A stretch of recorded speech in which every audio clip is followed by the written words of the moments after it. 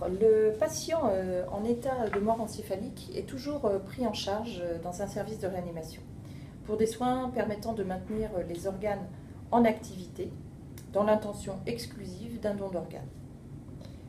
Après avoir interrogé le registre national de refus, qui est géré par l'Agence de la biomédecine, une agence d'État, les proches du défunt sont rencontrés par le réanimateur et l'infirmière coordinatrice pour annoncer le décès, en expliquant précisément ce qu'est la mort encéphalique et rechercher la position du défunt concernant le don d'organes et de tissus.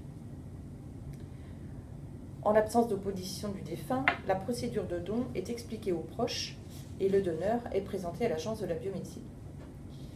En effet, la loi nous dit, et particulièrement depuis janvier 2007, qu'en l'absence d'opposition de son vivant, nous sommes tous donneurs potentiels. C'est ce qu'on appelle le consentement présumé.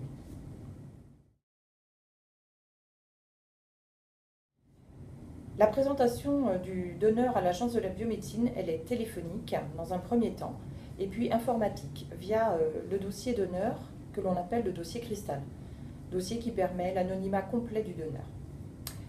De nombreux bilans sanguins et des examens des différents organes sont réalisés pendant la procédure et tout est consigné dans ce dossier cristal. L'Agence de la biomédecine propose ensuite les différents organes aux équipes de greffe en attente de greffon pour de nombreux patients. Chaque équipe bénéficie de 20 minutes pour accepter ou non le greffon.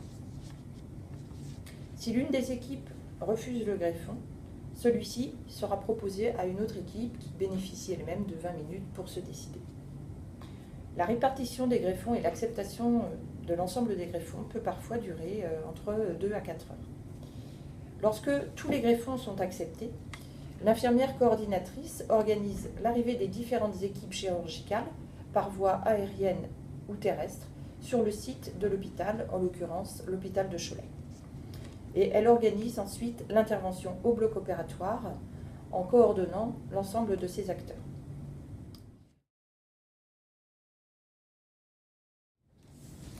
Lorsque tous les acteurs de la chaîne sont coordonnés, le bloc peut avoir lieu, toujours en présence de l'infirmière coordinatrice qui, elle, restera présente jusqu'à la fin de l'intervention. En effet, elle est là pour garantir le respect de la procédure, la sécurité sanitaire, qui comprend le conditionnement des greffons et toute la traçabilité nécessaire à cette sécurité, et surtout le respect du corps avant la restitution aux proches.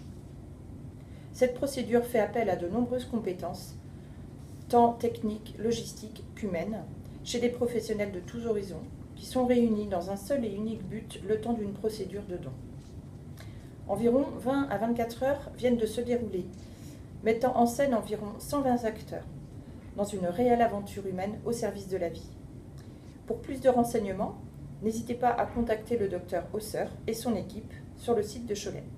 Nous nous ferons un plaisir de vous renseigner. Merci de votre attention.